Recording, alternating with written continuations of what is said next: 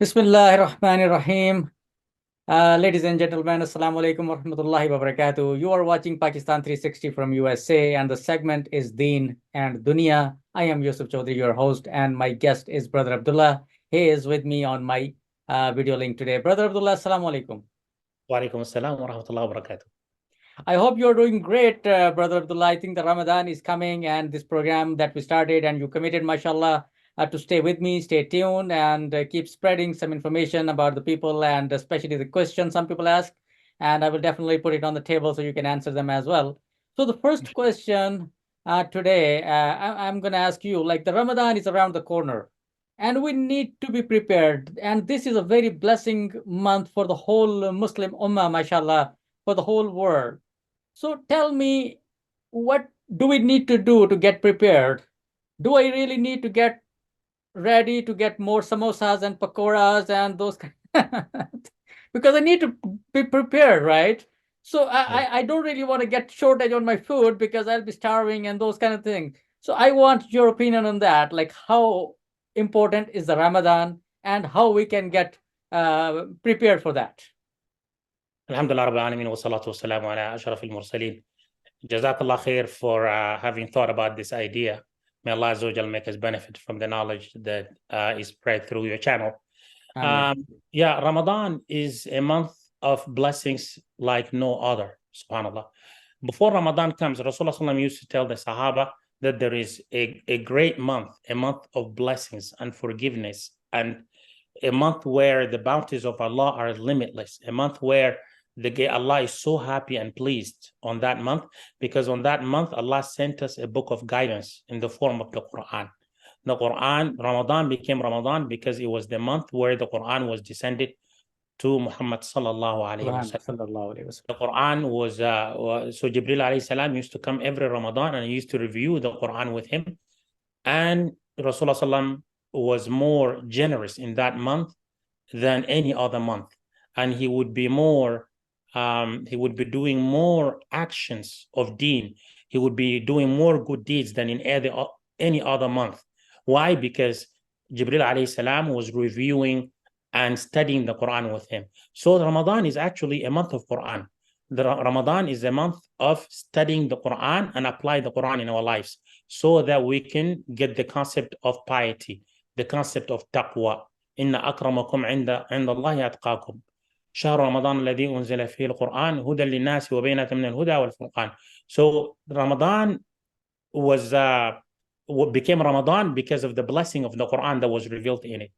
Right. And the whole point of Ramadan, كتب عليكم الصيام كما كتب على الذين من قبلكم لعلكم تتقون. Allah decreed fasting for you the same way He decreed to the nations before you, so that you could develop the concept of taqwa. Taqwa is piety. Piety meaning Ali radiallahu anhu defined piety, taqwa as العمل بالتنزيل والرضا بالقليل والاستعداد ليوم الرحيل. This is basically is the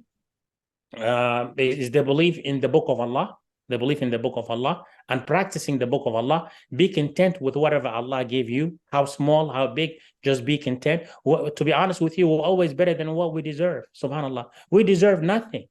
We deserve nothing. Allah gave us everything that we don't deserve. We're always better than we deserve. Subhanallah. العمل بالتنزيل والرضا بالقليل والاستعداد ليوم الرحيل, and getting ready to meet Allah Azza wa Jal. This is the person who has piety. And if I tell you a person is pious, so the whole point of Ramadan is to develop the concept of being a pious person. If I tell you you're going to meet a pious person, what do you expect, Brother Chaudhry? You're going to meet the nicest person you've ever met. You're going to meet the most generous person you ever met. You're going to meet the person with the best character and good conduct and good khuluq in general. So that's what piety is. Piety is obeying Allah's commandments. And what does Allah want us to do is to have ihsan, to be a muhsinin, which is the highest daraja. After Islam, Iman, you have ihsan, to be a muhsin, to be a force for good, to be a person who spreads goodness everywhere they go, to be a person who is good. So why don't we start before Ramadan? The Sahaba Ridwanullah Majma'in, 6 months before Ramadan, they used to beg and pray to Allah Azza wa Jal, oh Allah, make us reach Ramadan, because they know the tremendous blessings that are there in this month. In it, there is one night that is better than 1,000 months. 83 years of worship. One night only. Forget about the other. Wow. The gates of the Jannah are open. The gates of paradise are open. The gates of the hellfire are closed. And Allah would chain the rebellious shayateen. They're not going to be there to distract us. It's just the regular human shaitan. But the rebellious shayateen will be locked. Subhanallah. So Allah is giving us every opportunity in this month to be the best Muslim we can be, to be the best pious person we can be, so that we increase our faith. And if our faith increases, our actions should change. So Ramadan is a month of change. And the Sahaba, after Ramadan finishes, they used to ask Allah 6 months to accept from them. Subhanallah. Subhanallah. So this is a great month, a month of a lot of blessings. We need to prepare for it today. We just have a few more weeks left. My advice to you and everybody else, begin to connect with Quran, because it's the month of Quran. When things are so confused nowadays, there's so much confusion in the world. There is so much trials and tribulation in the Muslim Ummah, in the Muslim countries, because what's happening all over the world in the Muslim countries. We need to go back to the basics, subhanAllah. When the going gets tough and the tough gets going, you need to go back to your roots, because that's how you're grounded. A tree that has strong roots would resist the element, but a tree that has weak roots, it doesn't have any stability. It is not rooted, and it's easily uprooted. So we are rooted in Islam. Islam is rooted in Quran. So we need to go back to the book of Allah, have a daily routine where even if it is one page, try to understand what is in it. Nowadays we read the Quran, but we don't understand what Allah wants from me. You can read the whole Surah Al-Baqarah, but there is do's and don'ts in it. You don't remember. So we need to study the Quran. Study the Quran like any other book of science that you study. Study page by page, ayah by ayah. Ask yourself, what does Allah want me to do?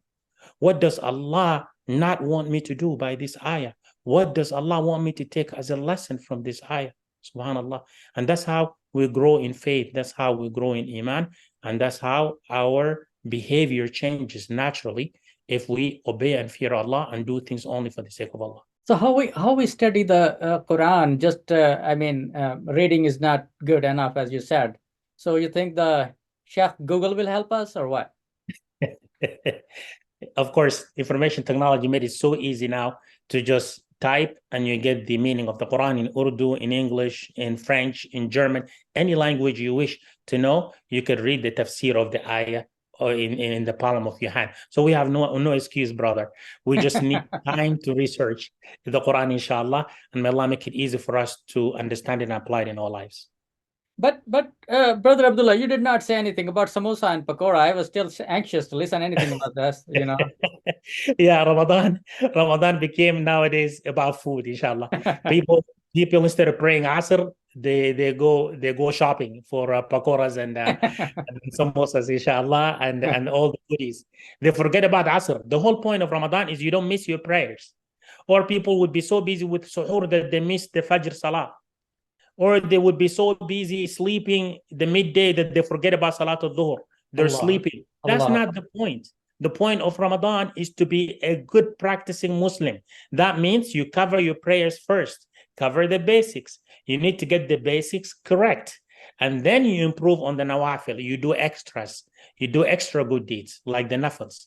But unfortunately today, we focus on the wrong purpose, which is we think about Ramadan is about just eating and eating. We think about food. In reality, it's not food for the stomach. Ramadan is about food for the soul. It's food for iman. It's food for piety. It's food for your closeness to Allah Azza wa Jal. At the end of Ramadan, you should be closer to Allah Azza wa Jal, not becoming fat. and one thing, not gaining extra pounds by having too many pakoras and samosas and all the oil. Brother Abdullah, there's one thing very important, especially in United States. This is very hard for most of the people by their nature of job and those kind of things. People concentrate on, even if they have not gone through the sahur, they will stay hungry the whole entire day. And when it's time to iftar, they will just iftar. But they do not do anything, any prayers, any any taraweehs. They do not do any recitation. They just starve, and that's what they call it. Okay, I'm fasting. What would you like to say about that?